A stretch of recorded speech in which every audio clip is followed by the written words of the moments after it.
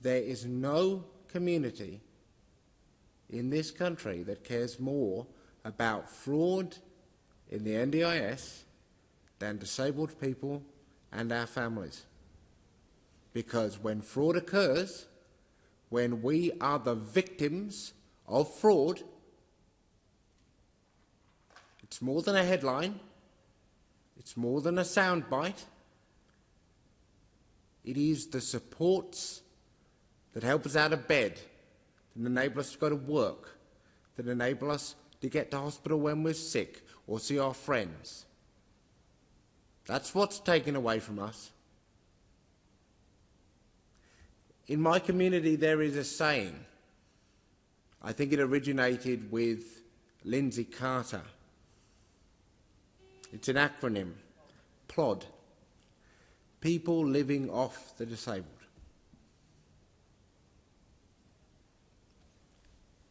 That acronym was put into our community's lexicon to try to bring a little bit of dark comedy to a deeply insidious dynamic, one that we have lived with for decade after decade. You see, in the years after the end of institutionalisation, when brave disabled people and our allies and advocates broke out of the state-run, state-sponsored institutions to which we had been condemned, there were, as there still are, individuals who sought to establish a parasitic financial relationship with disabled people, to take advantage of our moment of liberation for their own profit. And those people existed before the NDIS was ever created. They saw a community which was put at risk by a lack of safeguarding, put at risk by the very fact that they were dehumanised and discriminated against. They took advantage of that dynamic. They saw an opportunity to make a buck.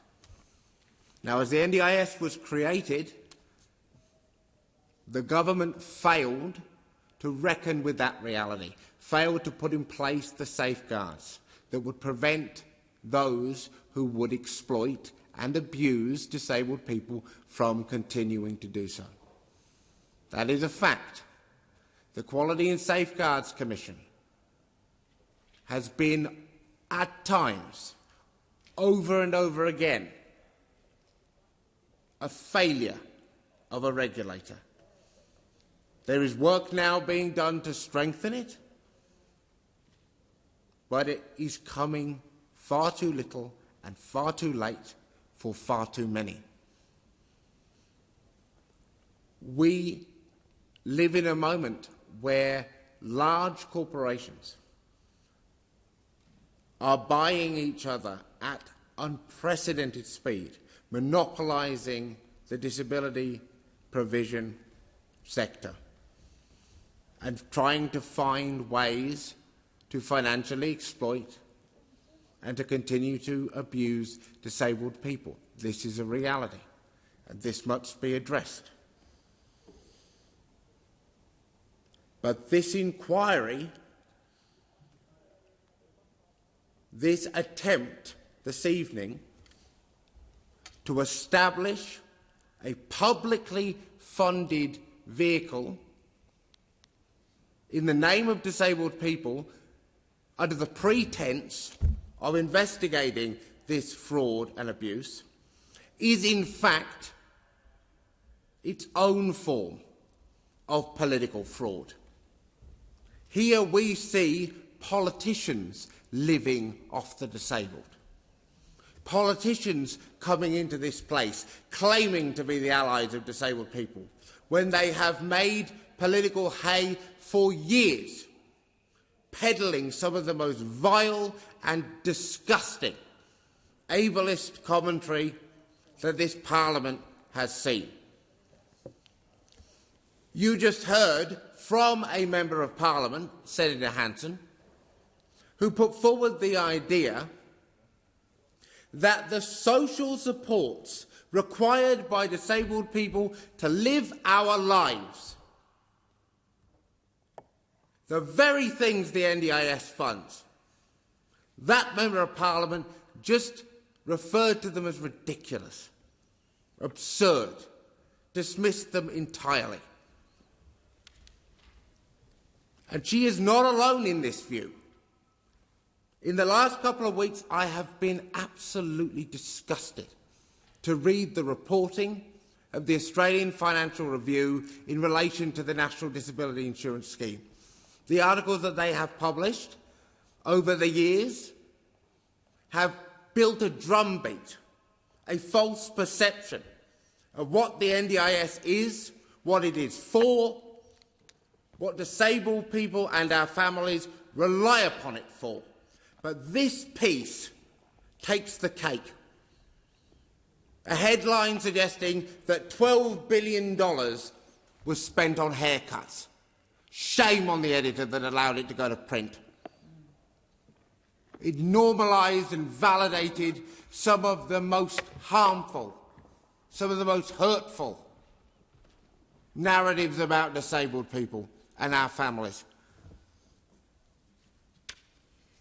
My very good friend, the actor, activist, author, taxpayer and proud disabled woman, Hannah Devine, finally found the words today to describe her feelings as a national broadsheet used its power and place in the media to frame the supports that she relies on every day as frivolous.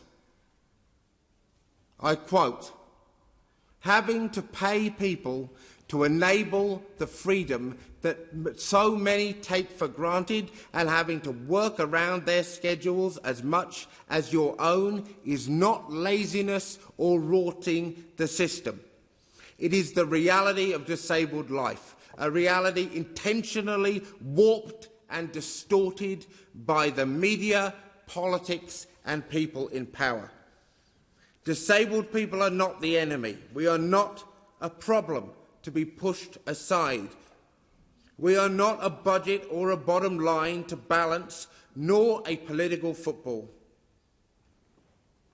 She said, "So many people work tirelessly every day, including myself, to shift archaic perceptions and ideas of who disabled people are and the potential we could have. Reporting and fear-mongering like this sets us backwards."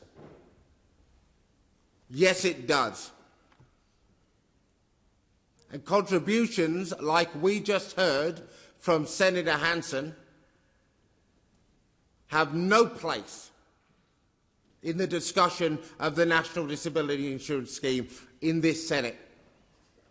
If you want to tackle fraud, let's tackle fraud. Let's take on the big providers. Let's break them up.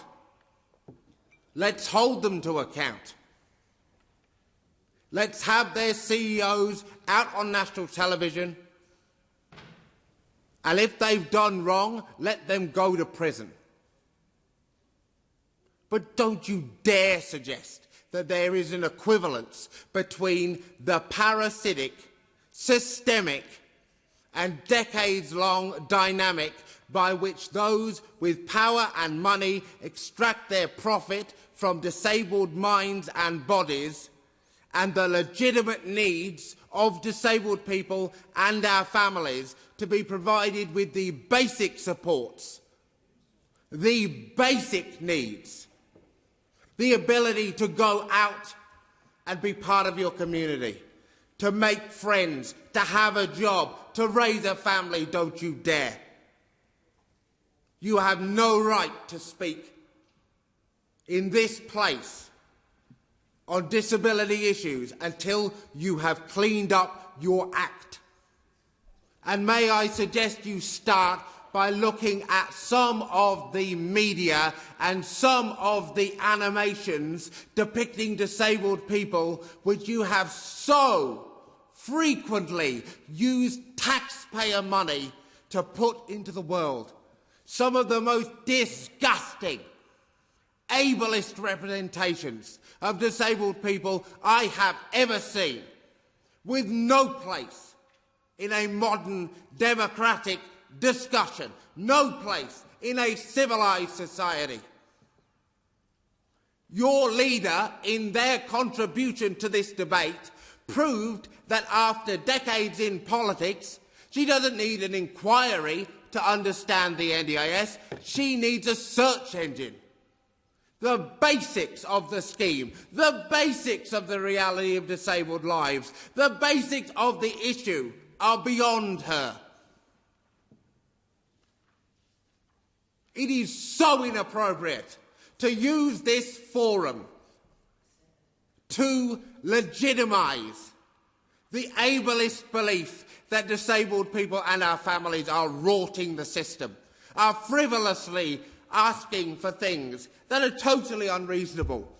I would ask any MP proposing these ideas... Steele-John, one moment. Senator Bell. Point of order. I think we've reached the point where Senator Steele-John is unfairly reflecting on the views of Senator Hanson. So I ask him to withdraw. I absolutely not, Senator Bell. I will not. I'll seek advice from the clerk.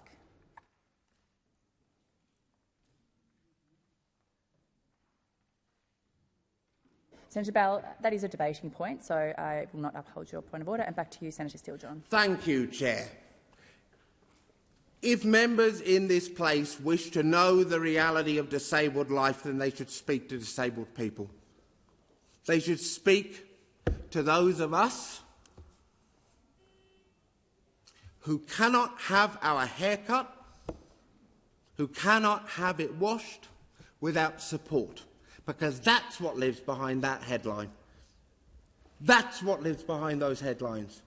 Going out at social activities, as Senator Hanson says, can you imagine what it is like to have to try to coordinate and choreograph your time beyond your home into hour-sized chunks based on somebody else's availability, to put yourself at their power and control? You cannot.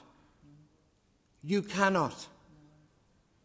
It is such a difficult thing as a human being to give your life and your power over to another person, to allow them to come into your world and support you in some of the most intimate and private and personal moments of your life, to rely on them to have any connection to your community.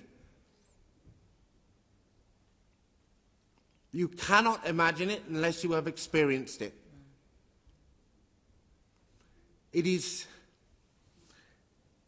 a deep frustration to me that something as important as the National Disability Insurance Scheme and something as deeply serious as the financial exploitation of disabled people has been identified by one nation as a political opportunity. You should reflect on that. We are not your political footballs to be kicked around. We are not yours to be turned into headlines and fundraising emails. If you want to have a serious conversation about the NDIS, let us have that conversation. But I will not sit by and allow you to use this Senate to establish a forum for you to spend months on end validating the ableist belief that disabled people and our families are rorting this system when it is not true and is not supported by any scrap of evidence. Authorised by J. Steele-John, Australian Greens, Canberra.